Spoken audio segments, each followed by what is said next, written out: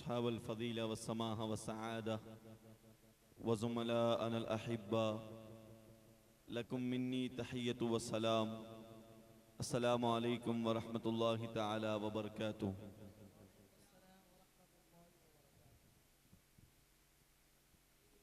نحمده ونصلي على رسوله الكريم أما بعد فأعوذ بالله من الشيطان الرجيم بسم الله الرحمن الرحيم. قال الله تبارك وتعالى في القرآن الكريم إنما يريد الله ليذهب عنكم الرجس أهل البيت ويطهركم تطهيرا. وكذلك قال الله سبحانه وتعالى في مكان آخر قل لا أسألكم عليه أجرا إلا المودة في القربى. صدق الله المولانا العظيم وصدق رسوله النبي الأمين المتين الكريم ونحن على ذلك لمن الشاهدين والشاكرين والحمد لله رب العالمين. आइए हज़रात, कुछ अर्ज़ मारूज़ करने से पेशतर हम और आप आका इनामदार मदीने के ताजदार हम गरीबों के आका कौनैन के वाली सय्याह लामका नाज़िश हर दो जहाँ पैगम्बर मुस्तफ़ा हुजूर सल्लल्लाहु अलैहि वसल्लम की बारगाह में दुरूद पाक का नज़राना अक़ीदत पेश करिए। पढ़िए बावाज़ बुलंद अल्लाहु रब्बु मुहम्मदिन सल्लल्लाहु अलैहि वसल्लम नहनु इबादु मुहम्मदिन सल्लल्लाहु अलैहि वसल्लम सलातन व सलामन अलैका या रसूल अल्लाह सल्लल्लाहु तआला अलैहि वसल्लम। माशाअल्लाह अभी आप नाते पाक और मनक़बत इमाम हसन हुसैन समाअत फरमा रहे थे। मैंने आपके सामने कलामुल्लाह की एक आयत पढ़ी है। अल्लाह रब्बुल इज़्ज़त इरशाद फरमाता है इन्नमा युरीदुल्लाहु लियुज़हिबा, कि बेशक अल्लाह रब्बुल इज़्ज़त ले जाता है अनकुमुर रिजसा, तुमसे तमाम तरह की गंदगी को, बुराइयों को और बुरी चीज़ों को। उसके बाद अल्लाह इरशाद फरमाता है व युतहिरुकुम तत्हीरा, और तुमको पाक कर देता है। तत्हीरा उसी का मज़दर अल्लाह रब्बुल इज़्ज़त दोबारा लेकर आया है। व युतहिरुकुम इस्तेमाल किया और फिर तत्हीरा उसी का मज़दर इस्तेमाल किया। यानी ये उसलूब कलामुल्लाह है कि जहाँ पर भी इस तरीके से इस्तेमाल किया जाता है तो इसका माना होता है कि अल्लाह इस बात पर बहुत ज़्यादा ताकीद कर रहा है। तो माना ये होगा कि आपको पाक किया, जो पाक करने का हक था उस हक के साथ अल्लाह ने आपको पाक किया है। किसको पाक किया? बुराइयों से किसको पाक किया? इस आयत करीमा की तफासिर हम देखेंगे तो उन तफासिरों में मुफस्सिरीन किराम ने इरशाद फरमाया कि इस आयत करीमा से मुराद अहले बैत की ज़ात है। यानी अहले बैत ये वो घराना है कि जिसको अल्लाह ने तमाम उयूब व नकाइस से पाक किया है, तमाम बुराइयों से पाक किया है। अहले बैत को अल्लाह रब्बुल इज़्ज़त ने हर बुरी चीज़ से पाक किया है। आज हम और आप यहाँ पर ज़िक्र हुसैन सुनने के लिए हाजिर हुए हैं। इमाम हुसैन रज़ी अल्लाह तआला अन्हु और अहले बैत ये कौन लोग हैं? ये अल्लाह के रसूल सल्लल्लाहु अलैहि वसल्लम की औलाद हैं। लेकिन एक सवाल ये खड़ा होता है कि औलाद तो बाप की पुश्त से मुंतकिल होती है, तो फिर यहाँ पर रसूल अल्लाह सल्लल्लाहु अलैहि वसल्लम की तो कोई औलाद बरकरार नहीं रही। यानी रसूल अल्लाह सल्लल्लाहु अलैहि वसल्लम की कोई औलाद ऐसी नहीं रही जो बुलूगत तक पहुंची, और अल्लाह ने उन औलादों को आसमानों पर उठा लिया। तो फिर अहले बैत का माना क्या होता है? अहले बैत कौन होते हैं? अहले बैत से हम क्या समझते हैं? अहले बैत कौन मुराद होते हैं? तो अहले बैत से क्या माना होता है? और रसूल अल्लाह के घर में बच्चे पैदा हुए और उनको जो है उनसे अहले बैत मुंतकिल क्यों नहीं हुई? तो इसका जवाब ये है कि अल्लाह के रसूल सल्लल्लाहु अलैहि वसल्लम में के घर में बेटे तो पैदा हुए। अल्लाह के रसूल के 3 बेटे थे। कितने बेटे थे? अल्लाह के रसूल के कितने बेटे थे? 3 बेटे थे। लेकिन अहले बैत अल्लाह के रसूल के बेटों से मुंतकिल नहीं हुआ। अल्लाह के रसूल के बेटों से मुंतकिल नहीं हुआ। तो अल्लाह के रसूल के 3 बेटे थे, अल्लाह ने उनको आसमान पर उठा लिया, वो बालिग भी नहीं हुए। उसका रीजन क्या है, क्या वजह है कि अल्लाह ने उनको उठा लिया? तो इसकी वजह यह है कि अगर अल्लाह के रसूल सल्लल्लाहु अलैहि वसल्लम के बेटे अगर बड़े होते तो उनको नबूवत देना पड़ती, अल्लाह के रसूल के बेटों को नबूवत देना पड़ती। और चूंकि अल्लाह ने कुरान करीम में साफ सरी इरशाद फरमाया है कि अगर आखिरी नबी में दुनिया में किसी को बनाऊंगा, अगर आखिरी नबी का सेहरा अगर किसी के सर बंधेगा, खत्म नबूवत का परचम दुनिया के अंदर जो फैलाएगा वो कोई और जात नहीं होगी, बल्कि वो कौनैन के वाली सय्याह लामका नाज़िश हर दो जहां पैगंबर मुस्तफ़ा की जात होगी। बस अल्लाह ने अल्लाह के रसूल के बेटे को इसलिए उठा लिया कि अगर रसूल के बेटे बड़े होंगे तो उनको नबूवत देना पड़ेगी, और जब नबूवत देना पड़ेगी तो अल्लाह के रसूल आखिरी नबी नहीं होंगे। और अल्लाह को ये कभी गवारा नहीं था कि मैं अपने महबूब को आखिरी नबी न बनाकर किसी और को आखिरी नबी बना दूं।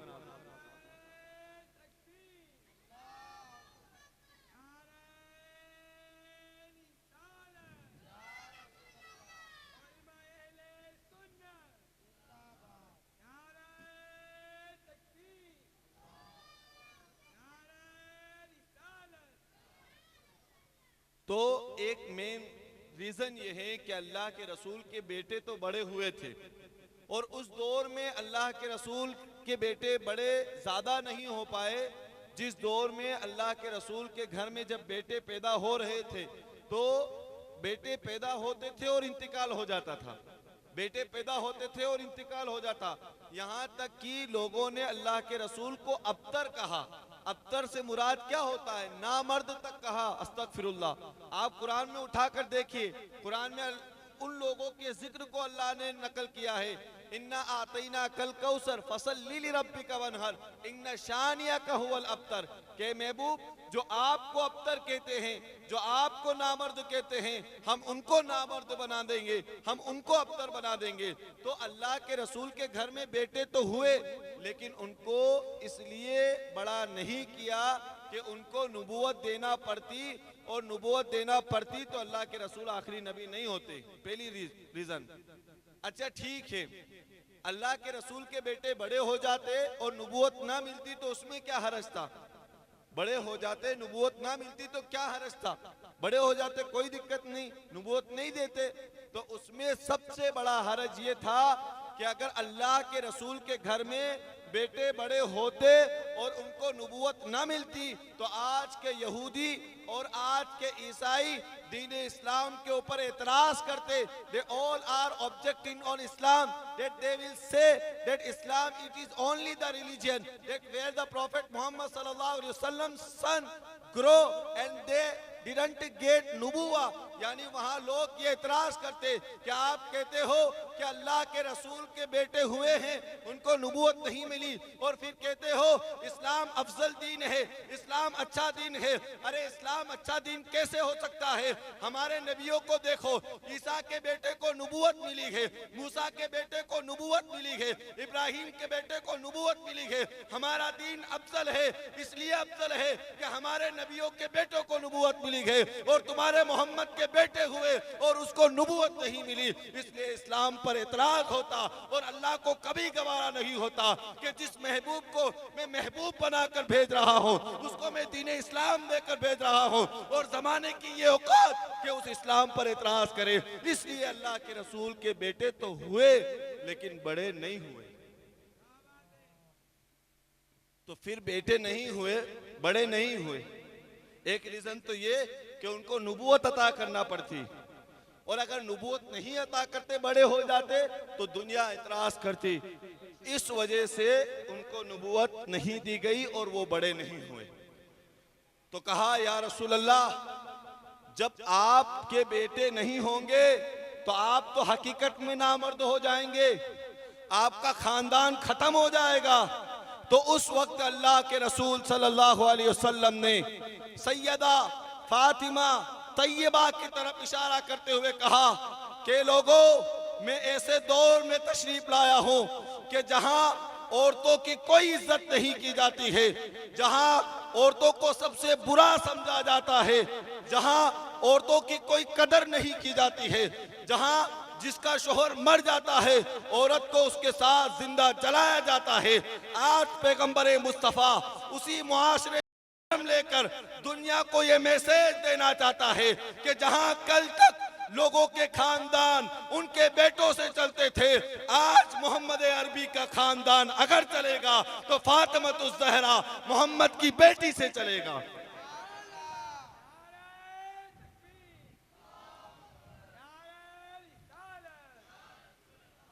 ये बात कहकर सबसे पहले रसूल अल्लाह ने दुनिया की तमाम औरतों को इज्जत दी है कि औरतों, आप देखिए कि पैगंबर मुस्तफ़ा फातिमा की तरफ इशारा कर कर फरमा रहे हैं कि जमाना औरों का उनके बेटों से चलता है, मुस्तफ़ा का घराना उसकी बेटी फातिमा से चलेगा।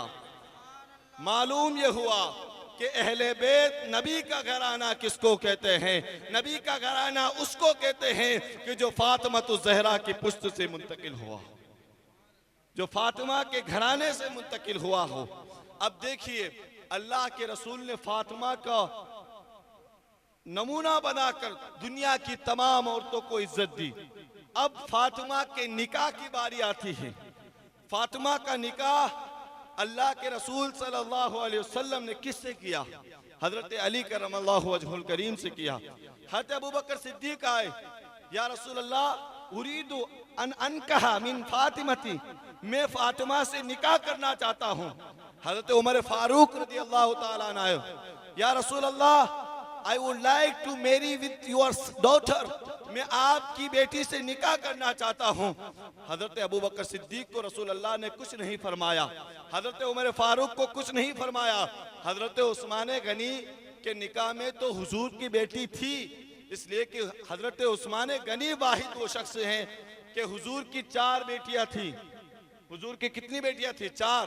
और उन 4 बेटियों में से 2 बेटियां हजरत उम्मे कुलसूम रज़ी अल्लाह ताला अन्हा और हजरत रुकैया रज़ी अल्लाह ताला अन्हा हजरत उस्मान गनी के निकाह में थी। इसी वजह से अल्लाह के रसूल ने उस्मान को एक लक़ब से मुलक़ब किया, और वो लक़ब क्या था? ज़ुन्नूरैन, 2 नूर वाले, 2 नूर वाले। हजरत उस्मान गनी के निकाह में दोनों बेटियां एक साथ नहीं थी। ये उस्मान हया में इतने आगे हैं कि अल्लाह की रसूल की बेटियों से निकाह उस वक्त किया कि जब उतबा और शेबा ने पैगंबर मुस्तफ़ा को तकलीफ पहुंचाने के लिए मक्का के बाजारों के लोगों के सामने पैगंबर मुस्तफ़ा का तमाशा बनाने के लिए तमाम लोगों के सामने कहा कि मोहम्मद, तू नबूवत का ऐलान करता है, तू अपने आप को नबी कहता है, आज तेरे साथ मैं ऐसा सलूक करूंगा, जा मैंने तेरी बेटियों को तलाक दिया। एक बाप से पूछिए कि जिसकी बेटी को तलाक होता है उसके दिल पर कैसा गुजरता है। यानी रसूलुल्लाह को इन्होंने हर तरीके से इमोशनली अटैक करने की कोशिश की, लेकिन उस पैगंबर मुस्तफ़ा ने उस वक्त भी अपने मजहब का, अपने दीन का परचम लहराया है। हुजूर की बेटियों को जब तलाक दिया तो हजरत उस्मान गनी ने उनसे निकाह फरमाया। तो हजरत अबू बकर सिद्दीक ने निकाह का पैगाम भेजा, हजरत उमर फारूक ने निकाह का पैगाम भेजा। अल्लाह के रसूल ने इरशाद फरमाया कि ए अबू बकर और उमर, मैं अपनी बेटी फातिमा का निकाह अल्लाह की रजा पर मौकूफ है। अल्लाह जिससे चाहेगा फातिमा का निकाह उसी से किया जाएगा। इतने में वही आती है, जिब्राइल पैगंबर मुस्तफ़ा की बारगाह में हाजिरी देते हैं और अर्ज गुजार होते हैं, या रसूल अल्लाह, आपकी बेटी फातिमा का निकाह अगर किसी से किया जाए तो वो कोई और नहीं बल्कि मौलाए कायनात मौला अली करमल्लाहु वजहुल करीम से किया जाए।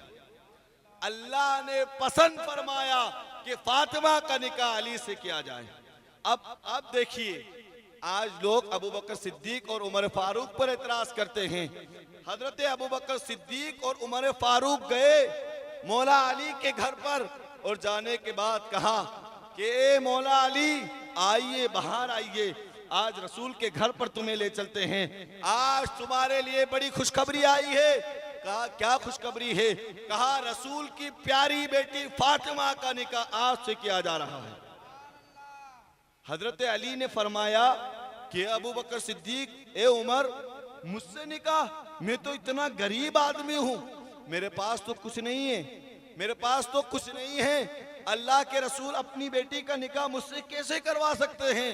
मैं तो बहुत गरीब आदमी हूं। तो आप देखिए कि ये करबला का मैदान जो हमारे सामने आया है ना, ये इसी तरीके से नहीं आया, ये पूरा प्रोसेस के थ्रू आया। अल्लाह के रसूल ने अपनी बेटी का निकाह फातिमा से करवाया। अब जब ये लोग गए, हजरत अली फरमाते हैं कि मैं इस काबिल नहीं हूं कि अल्लाह के रसूल की बेटी से निकाह करूं। अल्लाह के रसूल चाहते तो अरब के बड़े बड़े रईसों से निकाह करवा सकते थे, बड़े बड़े मालदारों से निकाह करवा सकते थे, लेकिन अल्लाह के रसूल ने अपनी बेटी फातिमा का निकाह मौलाए कायनात अली करमल्लाहु वजहुल करीम से करके पूरी उम्मत को ये तालीम दी है कि लोगों, जब अपनी बेटियों का निकाह करना हो तो ये मत देखना कि किसके घर में कितनी दौलत है, बल्कि ये देखना कि उसके घर में दीन कितना है, वो दीन का मानने वाला कितना है। जो जितना दीन का मानने वाला होगा, अपनी बेटी का हाथ उसी के हाथ में देना। ये अल्लाह के रसूल ने अपनी बेटी फातिमा का निकाह मौलाए कायनात से करके दिखाया है। अब देखिए, हजरत अली आते हैं और फिर निकाह किया जाता है बड़े अच्छे अंदाज में, बड़े सादा अंदाज में, कोई ज्यादा खर्चा नहीं, कोई ज्यादा शोर शराबा नहीं। अल्लाह के रसूल की बेटी फातिमा का निकाह मौलाए कायनात से बड़े आसान अंदाज में और बड़े कम खर्चे के साथ कर दिया जाता है। और क्यों किया जाता है? ताकि अल्लाह के रसूल ये तालीम अपनी उम्मत को दे रहे हैं कि उम्मत, तुम ऐसा ना हो कि इस शादी और इस ब्याह के खर्चे के कंपटीशन में आकर अपना सारा माल बर्बाद कर दो। ये निकाह, इसको आसान करो, इतना आसान करो जितना आसान मैंने अपनी बेटी फातिमा का करके दिखाया। मैंने अपनी बेटी फातिमा का करके दिखाया और इतना आसान अंदाज में हजरत अली का निकाह हजरत फातिमा से किया जाता है। और अल्लाह के रसूल ये तालीम देते हैं कि निकाह करो तो औरों के तरीके को मत अपनाना, निकाह करो तो गैरों को तरीकों को मत अपनाना, बल्कि अगर अपनाना है किसी का तरीका तो मौला कायनात हजरत अली के तरीके को अपनाना, हजरत फातिमा के तरीके को अपनाना, रसूल अल्लाह के तरीके को अपनाना। उस अहसन अंदाज में ये निकाह होता है। और उसके बाद फिर क्या होता है? इनसे दो बेटे पैदा होते हैं, एक का नाम हसन और एक का नाम हुसैन है, जिनके ताल्लुक से हदीस में आता है, अल्लाह के रसूल ने इरशाद फरमाया कि हसन और हुसैन कौन है? सैयदा शबाब अहलिल जन्ना अल हसन वल हुसैन, तमाम जन्नती नौजवानों के सरदार हसन और हुसैन हैं। और अली कौन है? अली ये वो शख्सियत है कि खैबर के मौके पर जब कुछ लोगों ने हजरत अली की जात पर एतराज करना शुरू किया, some people objecting on the dignity of the companion of the prophet Ali, companion of the Ali, सब लोगों ने, कुछ लोगों ने एतराज किया कि अली कौन है, अली ऐसे हैं, अली वैसे हैं। तो उस वक्त अल्लाह के रसूल ने, हम मौला अली कहते हैं ना मौला अली, ये मौला कब से कहा जाने लगा? It is an title combined with the Ali. ये एक टाइटल हजरत अली के साथ कब से लगा? हजरत अली कब से मौला अली हुए? अली कब से मौला हुए? सुनिए इस मफहूम को कि अल्लाह के रसूल सल्लल्लाहु अलैहि वसल्लम ने देखा कि कुछ लोग अली की जात पर एतराज कर रहे हैं। खैबर के मौके पर जब एतराज करते हुए देखा तो उस वक्त अल्लाह के रसूल ने मौला अली के हाथ को पकड़ा और पकड़ते हुए तमाम लोगों से कहा, ए लोगों सुनो, मन कुंतु मौला फहादा अली क्युन मौला, जिसका मैं मौला हूं उसका अली मौला है। अब अली को अली मत कहना, बल्कि अली को जब कुछ कहना हो तो मौला अली कहना, इसलिए कि मौला का लक़ब हजरत मुस्तफ़ा पैगंबर मुस्तफ़ा कौनैन के वाली सय्यद लामका नाज़िश हर दो जहां हुजूर ने अता फरमाया है। अब अली अली नहीं है, बल्कि अब अली मौला अली हो गए। तो अब हजरत अली को यह लक़ब मिला। और देखिए अब उसके बाद बेटे हसन और हुसैन, इनको जन्नती जवानों को सरदार कहा जाता है। इस हदीस का मफहूम आपके सामने पेश करूं। एक सहाबी रसूल थे जो अपनी माँ की तबीयत खराब थी, तो वो तबीयत खराब थी तो दुआ करवाने के लिए मस्जिद में तशरीफ लाए। मस्जिद में आए और कहा रसूलुल्लाह सल्लल्लाहु अलैहि वसल्लम से दुआ करवाऊंगा। जोहर की नमाज हुजूर के पीछे पड़ी और हुजूर जोहर पढ़कर निकल गए। असर तक इंतजार, असर की नमाज हुजूर के पीछे पड़ी और हुजूर असर पढ़ाकर फौरन निकल गए। फिर मगरिब तक इंतजार किया, मगरिब की नमाज भी पढ़ी, हुजूर निकल गए। इशा तक इंतजार किया। एक सहाबी अपनी माँ को छोड़कर उनके लिए रसूलुल्लाह की बारगाह में दुआ करवाने के लिए आए थे और हुजूर जो है 4 नमाजें पढ़ाकर 3 नमाजें पढ़ाकर फौरन निकल गए। अब इशा की नमाज का वक्त आया, इशा की नमाज रसूलुल्लाह ने पढ़ाई और फौरन जब जाने लगे तो आगे आगे रसूल जा रहे हैं और पीछे पीछे सहाबी धीरे धीरे चल रहे हैं। तो अल्लाह के रसूल आगे चलते चलते उन सहाबी का नाम लेते हैं और उसके बाद अपनी जुबान मुबारक से इरशाद फरमाते हैं कि अल्लाह तेरी वालदा को शिफायाबी अता फरमाए।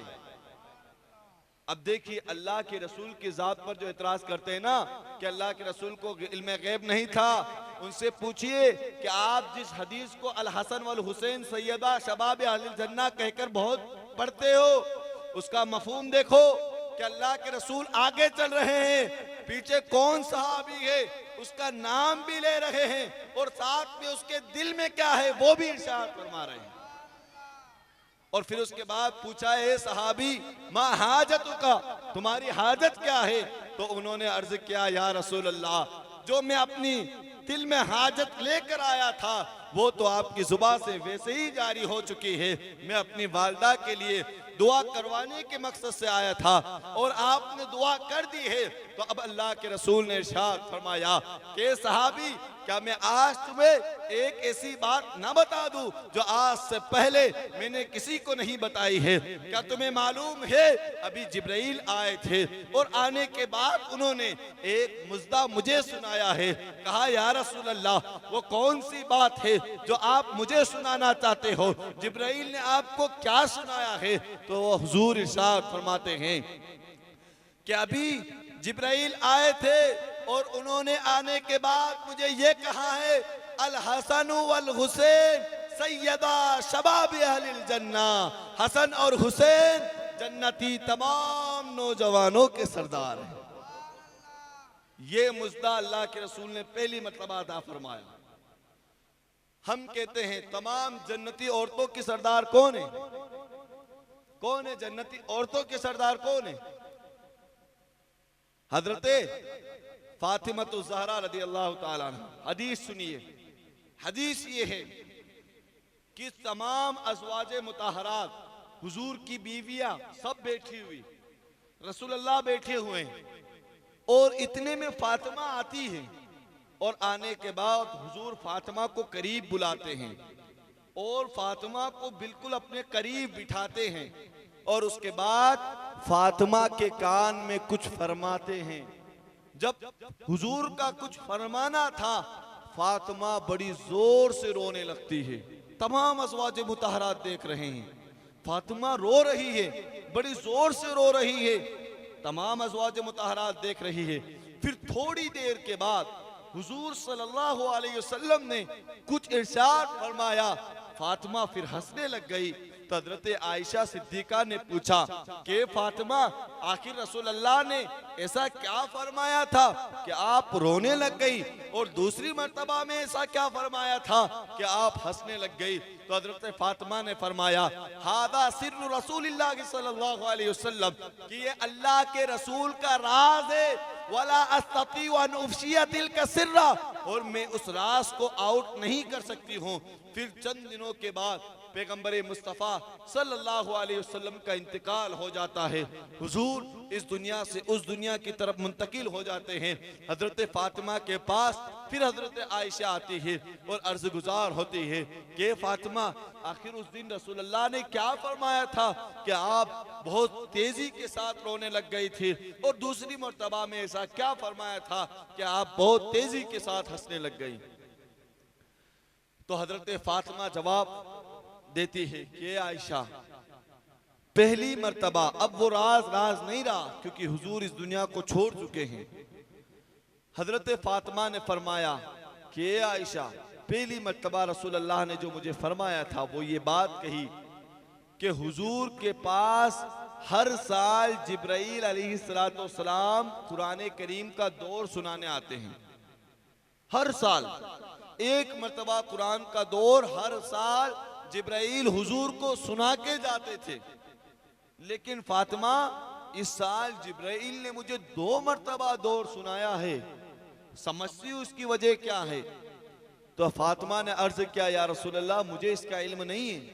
तो हुजूर ने फरमाया, 2 मर्तबा दौर सुनाना ये इस तरफ इशारा है कि मैं अनकरीब तुम्हारे दरमियान से जुदा हो जाऊंगा। बस इतना सुनना था कि हजरत फातिमा के पांव से जमीन खिसक जाती है और हजरत फातिमा बड़ी तेजी के साथ रोने लगती है कि अब मेरे बाबा जान इस दुनिया से गुजर जाएंगे। हजरत फातिमा की आंखों से आंसू जारी होने लगते हैं। अज़वाज मुताहरा देख रही है, हजरत फातिमा रो रही है, इसलिए कि उस बेटी को मालूम हो चुका था कि उसके वालिद मोहतरम अनकरीब इस दुनिया को अलविदा कहने वाले हैं।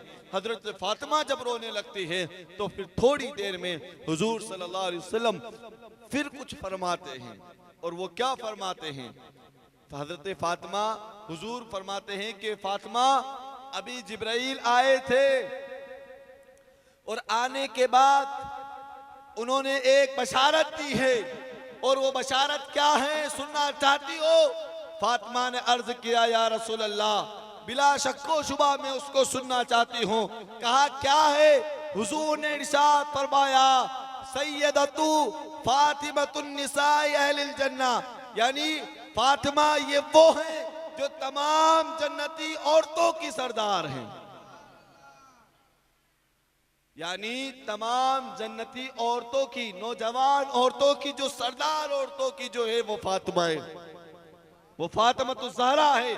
और तमाम नौजवान मर्दों के जो सरदार है वो हजरत इमाम हसन और इमाम हुसैन है। अब देखो, सरदारी मिल रही है तो दुनिया की नहीं, जो फना होने वाली है, जिसकी सरदारी कोई सरदारी नहीं है, सरदारी तो आखिरत में मिले, उस सरदारी को सरदारी कहते हैं। और फिर सरदारी ऐसी कि जन्नत की सरदारी और जवानों की सरदारी वो हसन और हुसैन को मिलती है, वो हजरत फातिमा ज़हरा को मिलती है। अच्छा, हदीसों में जो आता है कि जवानों के सरदार हसन और हुसैन हैं और जवान औरतों की सरदार फातिमा हैं, तो फिर बूढ़े कहाँ चले गए, बच्चे कहाँ चले गए, बुजुर्ग कहाँ चले गए, इनके सरदार कौन हैं?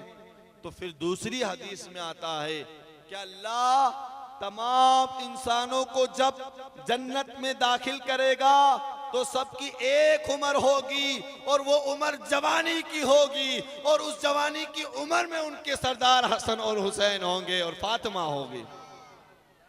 तमाम जन्नती एक उम्र के होंगे, और वो उम्र कौन सी होगी? जवानी की होगी।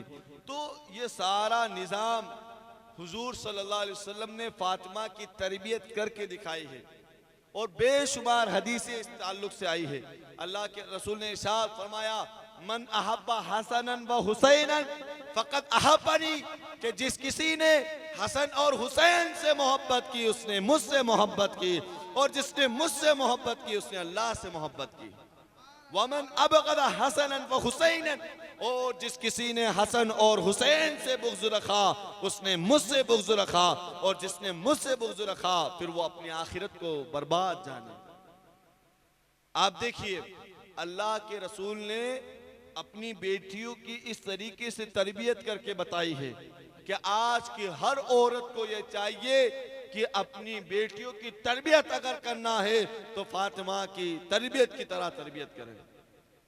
अल्लाह के रसूल सल्लल्लाहु अलैहि वसल्लम हर मर्तबा जब कभी भी जंग में जाते थे या गज़वात से लौटते थे तो हजरत फातिमा के घर पर होकर जाते थे।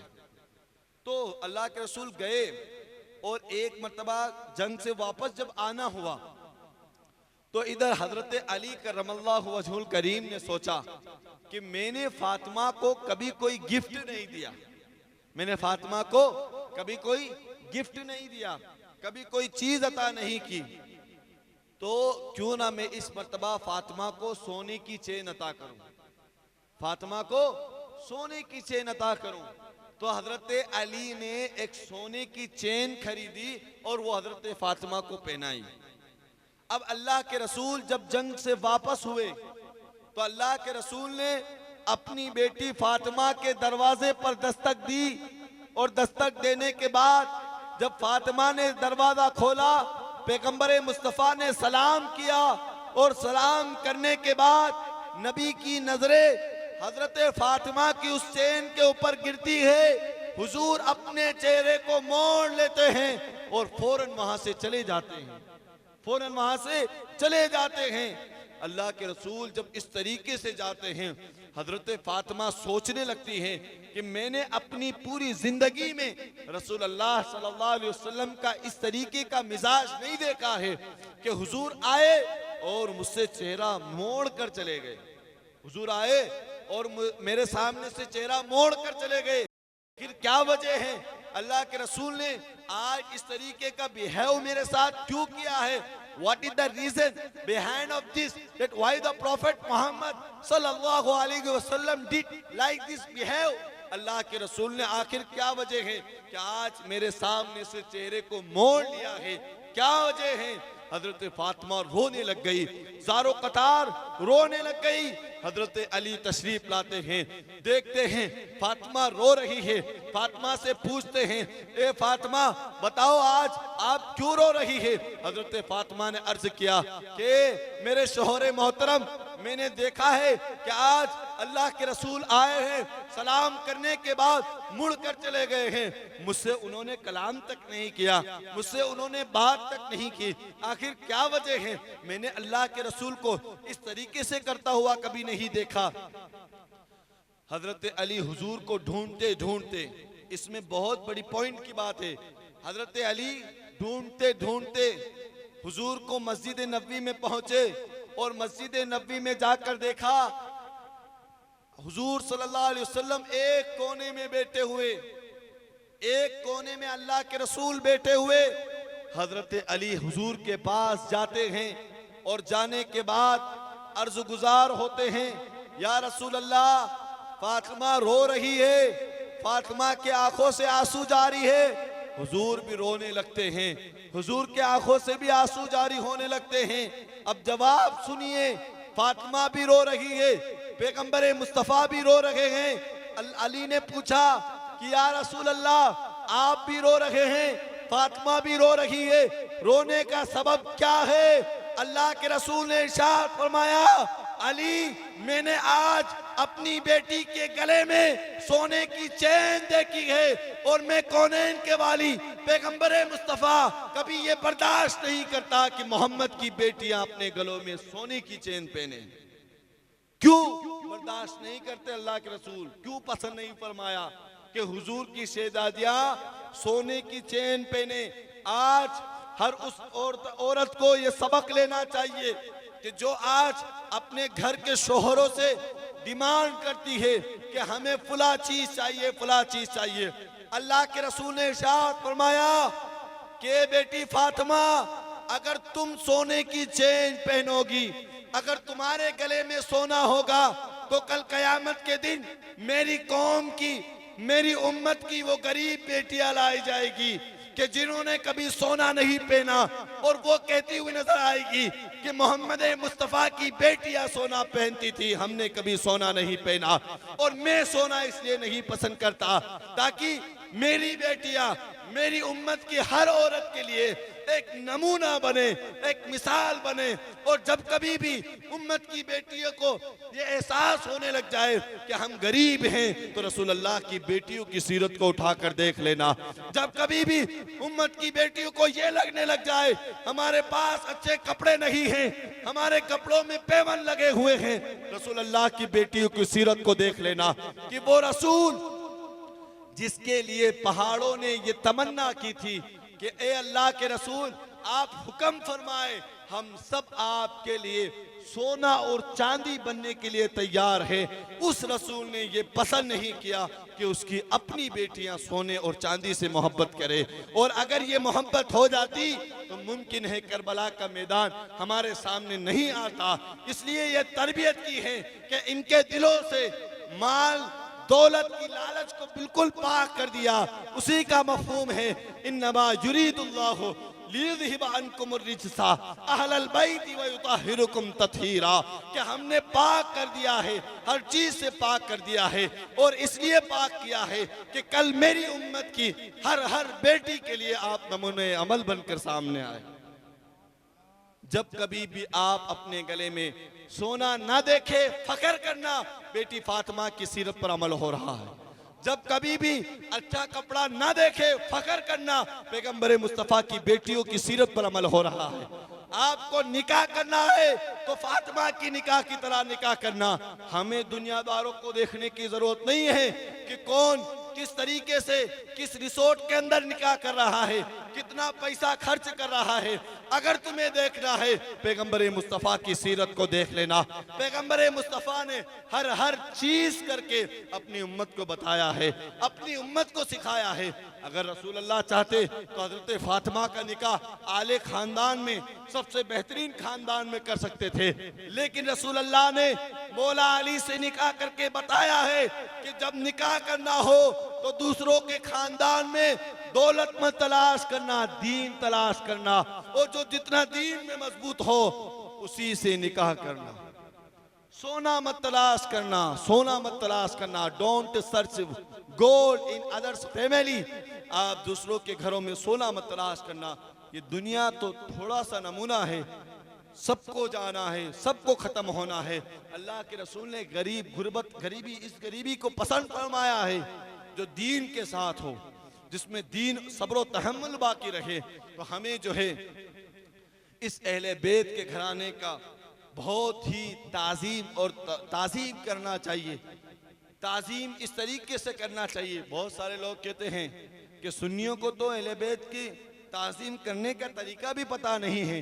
मैं उन लोगों से कहना चाहता हूँ कि आप हमारे असलाफ की तारीख उठाकर देखें कि किस तरीके से हमारे असलाफ ने अहले बैत की ताज़ीम करके बताया है। आप देखिए कि दो शख्स जा रहे थे, एक शख्स जा रहा था, दूसरे शख्स ने कहा कि चलिए आज हमारे मुफ्ती साहब के पास लेकर चलता हूँ, आला हजरत के बेटे हामिद रजा, उनके पास आपको लेकर चलता हूँ। कहा तुम सुन्नियों की आदत है किसी को भी मुफ्ती बना देते हो, किसी को भी आला हजरत बना देते हो। कहा चलिए तो सही, वो बड़े हैं। तो वो उस शख्स से कहता है कि ठीक है, तुम्हारे पीर साहब के सामने एक ऐसा सवाल करूंगा कि तुम्हारे पीर साहब मेरे सवाल का जवाब नहीं दे पाएंगे। कहा ठीक है, चलिए तो सही, पीर साहब से आप कौन सा सवाल करना है करना, एक बार मेरे साथ चलिए। तो वो दोनों शख्स आला हजरत अलैहि रहमत व रिजवान के बेटे हामिद रजा की बारगाह में आते हैं और आने के बाद बैठते हैं। और बैठने के बाद वो शख्स कहने लगता है कि हामिद रजा, ये शख्स कह रहा था कि एक ऐसा सवाल करूंगा कि उसका जवाब आप नहीं दे पाएंगे। तो हामिद रजा ने पूछा कि ये शख्स तेरा सवाल क्या है, व्हाट इज योर क्वेश्चन, तेरा क्या सवाल है। तो वो शख्स कहने लगता है कि ए हामिद रजा, मेरा सवाल ये है, बताओ हुजूर की बेटियों के नाम क्या हैं। अहले बैत का अदब किस तरीके से करना चाहिए, इस वाक़े से आपको सीख हासिल करना चाहिए। हुजूर की बेटियों के नाम क्या है, बस इतना सुनना था। हामिद रजा फौरन खड़े होते हैं, पूरा बदन कांपने लगता है, अपने कमरे के अंदर तशरीफ ले जाते हैं। जब तशरीफ ले जाने लगते हैं तो ये शख्स कहने लगता है, मैंने नहीं कहा था तुम्हारे पीर से एक ऐसा सवाल करूंगा कि वो जवाब नहीं दे पाएंगे। देखो मैंने सवाल किया, वो जवाब देखने के लिए अंदर चले गए। हामिद रजा फौरन बाहर आते हैं। अब सर के ऊपर अमामा शरीफ और दाढ़ी से पानी टपक रहा है। तो वो शख्स पूछता है, हामिद रजा किताब देखने की जरूरत पेश आई थी क्या, अंदर आखिर क्यों गए? तो हामिद रजा इरशाद फरमाते हैं कि शख्स तूने जो मुझसे सवाल किया था वो सवाल कोई आम सवाल नहीं था। तूने रसूल अल्लाह की बेटियों के नाम पूछे थे और हामिद रजा ने इतनी जिंदगी गुजार दी है, जब कभी भी रसूल की बेटियों के नाम लिए हैं तो हामिद रजा की तबीयत ये गवारा नहीं करती है कि हुजूर की शहजादियों के नाम लिए जाए और हामिद रजा बगैर वजू के रसूल अल्लाह की शहजादियों के नाम ले। अब तूने रसूल की शहजादियों के नाम पूछे थे तो मैंने अंदर जाकर वजू बनाया है और सुन्नत पर अमल करते हुए अमामा बांधा है। अब मैं रसूल की बेटियों के नाम लूंगा। आज हम हुजूर की बेटियों के नाम चलते चलते, खाते पीते, मोहल्लों में मस्तियां करते करते इस तरीके से ले लेते हैं, कोई अदब नहीं होता है। आला हजरत को देखिए, आला हजरत का वाकया आपने सुना होगा कि आला हजरत एक जगह दावत में जा रहे थे तो किसी सैयद ने उनको पालकी में उठाया। आला हजरत पालकी के अंदर बैठे हुए थे, 2 कदम चलना था। आला हजरत ने इरशाद फरमाया, पालकी को यहाँ रोका जाए, मुझे तुम्हारे अंदर से आले रसूल की बू आ रही है, आले रसूल की खुशबू आ रही है, रसूल के खून की खुशबू आ रही है। बताओ तुम में से कौन आले रसूल के घराने से ताल्लुक रखता है, कौन अल्लाह के रसूल के घराने से ताल्लुक रखता है? तो जो सैयद होते हैं वो फरमाने लगते हैं कि इमाम अहमद रजा आपको तो उजरत देने से काम है, आप जो है सवाल क्यों कर रहे हैं? Why are you questioning? You only give and pay. आप तो बस पे कीजिए, आपको सवाल करने की जरूरत नहीं है। तो आला हजरत ने इरशाद फरमाया कि मैं इमाम अहमद रजा। कौन इमाम अहमद रजा? वो आला हजरत जिन्होंने किताबें लिखी है। किताबों को समझने के लिए एक अकल की जरूरत होती है, इल्म की जरूरत होती है। वही आला हजरत फरमाते हैं कि मैं कभी ये गवारा नहीं कर सकता कि इमाम अहमद रजा किसी सैयद के कंधे पर सवार होकर जाए। नहीं नहीं, बल्कि अब उस आले रसूल को इमाम अहमद रजा अपने कंधे पर सवार करके ले जाएगा। जाना किसी और को था, ले जाए किसी और को गाएगा। और ये तालीम दी है कि तेरी नस्ले पाक में है, तेरी नस्ले पाक में है, बच्चा बच्चा नूर का, तू है ऐने नूर, तेरा सब घराना नूर का। आला हजरत की ये तालीमात थी। दिस वॉज टीचिंग ऑफ आला हजरत। तेरी नस्ले पाक में है, बच्चा बच्चा नूर का, तू है ऐने नूर, तेरा सब घराना नूर का। दुरूद पाक पढ़िए।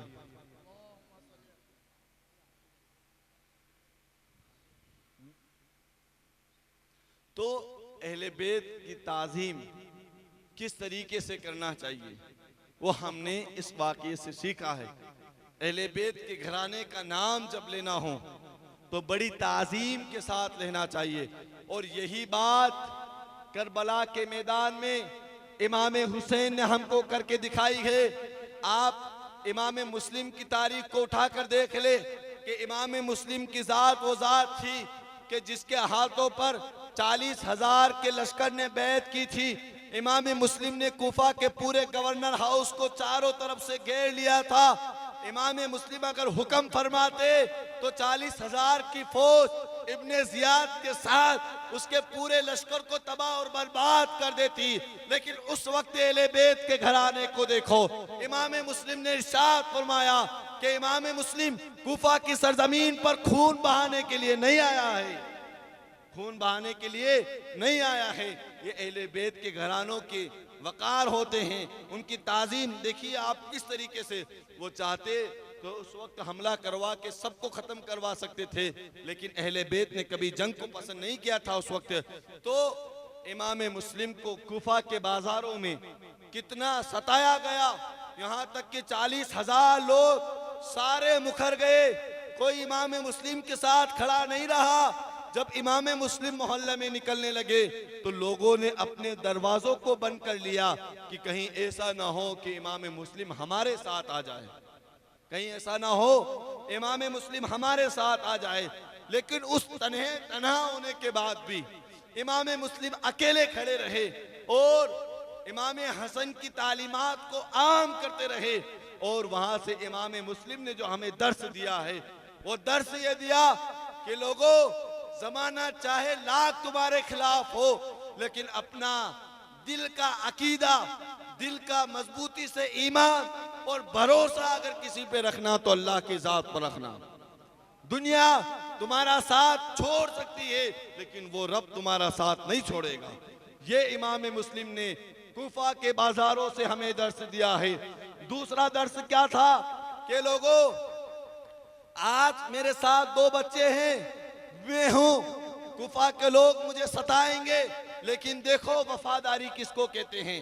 इमाम हुसैन के साथ मेरी वफादारी ये है कि चाहे मुझे शहीद कर दिया जाए लेकिन उसके बाद भी मैं इब्ने ज़ियाद के हाथों पर हाथ नहीं दूंगा। ये वफादारी का दर्स, ये खुदा पर भरोसे का दर्स, रसूल की सुन्नत को शरीयत को बचाने का दर्स कूफा के मैदान में खड़े होकर इमाम मुस्लिम ने हमें दिया। और यही दर्स इमाम हुसैन ने करबला के मैदान से दिया है।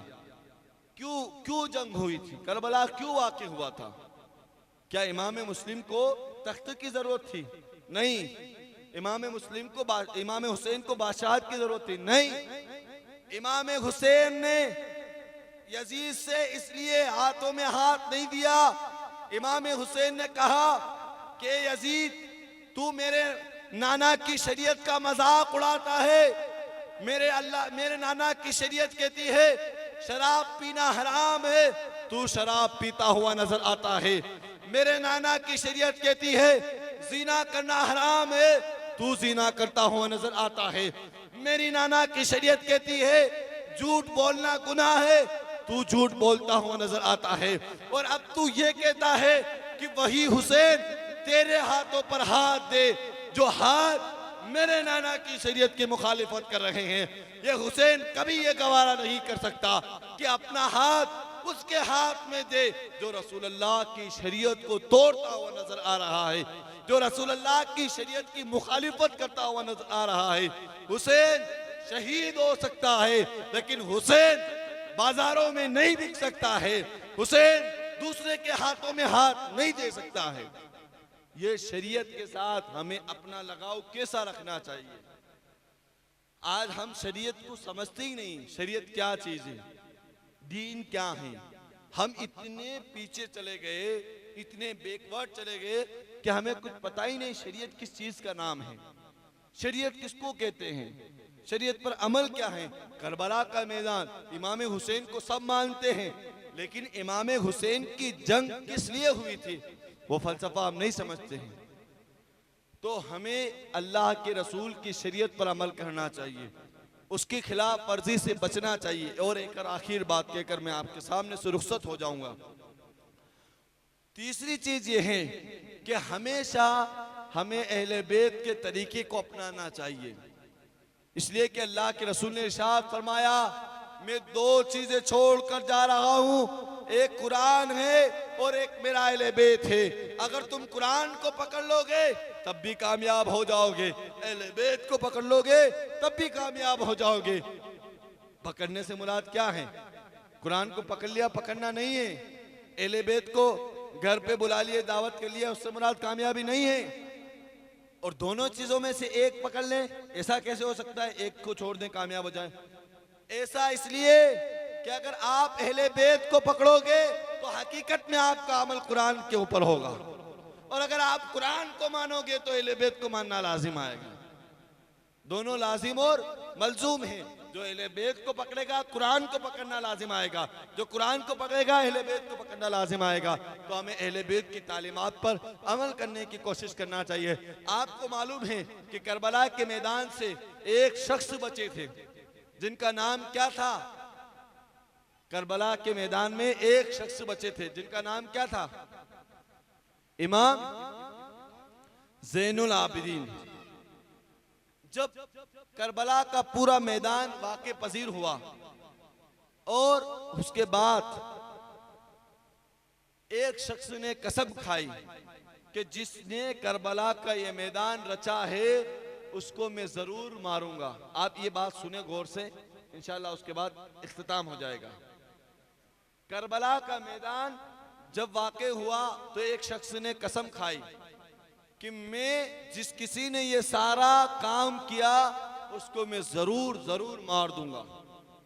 और उस शख्स ने उसको ढूंढते ढूंढते उसका पता लगाया और फिर उसके पीछे भागा। भागते भागते भागते भागते उस शख्स को मालूम हो गया, जिसने ये पूरा करबला का मैदान रचा था, उसको मालूम हो गया कि ये मुझे मारने के लिए दौड़ रहा है। तो ये भागता भागता भागता भागता एक खेमे के पास पहुंचता है और फौरन उस खेमे के अंदर जाता है और कहता है अल अतश अल अतश अल अतश, पानी पानी पानी, प्यास प्यास प्यास। तो वो खेमा किसी और का नहीं, इमाम ज़ैनुल आबिदीन का खेमा होता है। जब उस खेमे में जाकर ये शख्स पानी मांगता है, इमाम ज़ैनुल आबिदीन अपने मशकीज़े से पानी निकालते हैं और उसको पानी पिलाने लगते हैं। जब वो पानी पीने लगता है तो उसकी नजर इमाम ज़ैनुल आबिदीन के ऊपर गिरती है। वो पहचान लेता है कि ये तो वही है कि जो करबला के मैदान में जिंदा रहे थे।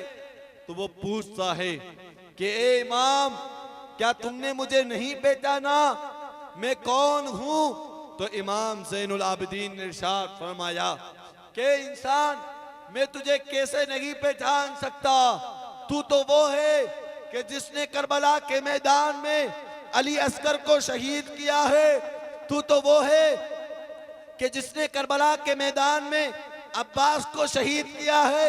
तू तो वो है कि करबला के मैदान में इमाम अली मकाम इमाम हुसैन को शहीद किया है। तू इस दुनिया में पहचानने की बात कर रहा है, मैं तो तुझे आखिरत में भी पहचान लूंगा।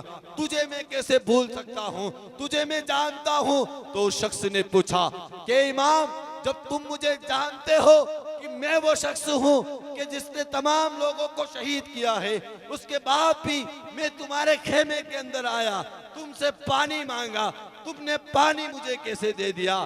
तो इमाम ज़ैनुल आबिदीन का जवाब सुनिए। इमाम ज़ैनुल आबिदीन इरशाद फरमाते हैं कि करबला के मैदान में तूने हमसे पानी को बंद किया था, उसके बाद भी आज तू इस हालत में मेरे खेमे में आया है और पानी मांग रहा है। मैं तुझे पानी दे रहा हूँ। उसकी वजह यह है कि कल तूने पानी बंद किया था, वो तेरी परवरिश का नतीजा था, और आज मैं तुझे पानी दे रहा हूँ, मेरी परवरिश का नतीजा है। तो ये अहले बैत का खानदान है जिसकी हम जितनी ताजीम करें उतना कम है।